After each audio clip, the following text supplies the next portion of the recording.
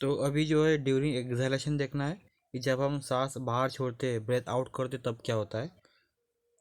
During exhalation when we breathe out, जब हम सांस को बाहर छोड़ते हैं, द इंटरकोस्टल मसल रिलैक्स। तो जो इंटरकोस्टल मसल होते हैं, रिब्स के अंदर की जो मसल होते हैं, वो रिलैक्स हो जाते हैं। ठीक है। तो पहले इनहेलेशन में क्या हुआ था, कॉन्ट्रैक्ट हुए थे, और अब क्या हो गया, वो रिलैक्स हो गए। Two things happen at the same time. तो इसके वक्त भी दो थिंग्स होती है। पहला है जो यहाँ पे first is the ribs move downward. तो रिब्स क्या करते हैं, डाउनवर्ड की तरफ मूव करते हैं। रिब्स जो है नीचे की ओर मूव करते हैं एंड इनवर्ड, और अंदर की ओर आते हैं। उसके बाद डायफ्राम जो है रिलैक्स हो जाता है। पहले जो डायफ्राम कॉन्ट्रैक्ट हो चुका था, अब वो रिलैक्स होता है एंड मूव्स अपवर्ड, और वो अपवर्ड की तरफ मूव करता है, क्योंकि हम सांस जो है बाहर छोड़ते हैं। And to its original position, मतलब अपनी ओरिजिनल पोजीशन पे आ जाता है।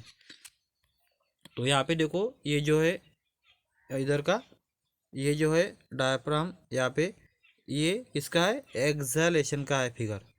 तो जब हम सांस बाहर छोड़ेंगे, तो ये जो रिब्स है वो अंदर की तरफ मूव करते हैं ऐसे, और फिर इसकी वजह से क्या हो जाता है कि ये जो डायफ्राम है वापस से अपने ओरिजिनल पे आ जाता है।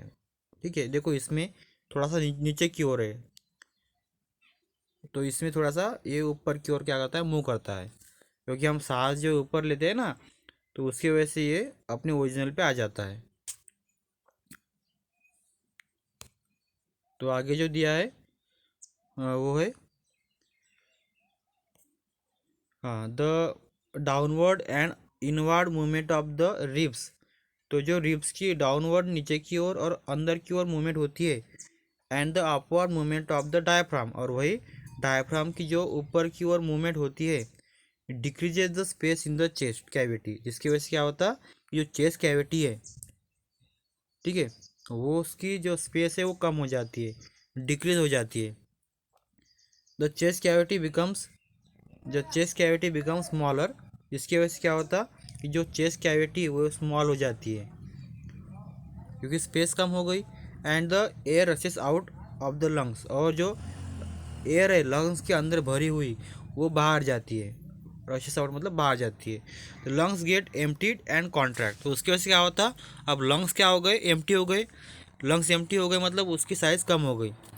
तो साइज़ कम हो गई तो वो क्या हो जाते हैं, कॉन्ट्रैक्ट हो जाते हैं, जिसकी वजह से क्या होता, अपनी छाती जो है फॉल होती है, मतलब उसकी भी साइज़ क्या हो जाती है, कम हो जाती है। तो इस तरह से यहाँ पे दिया है। तो यहाँ पे देखो आप, देखो ये एयर जो है वो ऊपर बाहर चली गई, ब्रेथ आउट किया, तो रिब्स जो है अंदर की ओर आते, क्यों आते हैं अंदर, क्योंकि अंदर की जो लंग्स है ना, तो लंग्स की साइज़ क्या हो जाती है, कम हो जाती है, क्योंकि उसके अंदर की जो हवा है वो बाहर चली गई। ठीक है। तो इसकी वजह से क्या हो जाता कि ये जो रिब्स है वो अंदर की ओर जाते हैं, तो इसी वजह से चेस्ट की जो साइज़ है वो कम हो जाती है। और ये जो डायफ्राम है वो क्या करता है, ओरिजिनल पे आ जाता है। ठीक है। पहले जो नीचे की ओर चला गया था, अब वो ओरिजिनल पे आ जाता है। तो ये सब किस में होता है,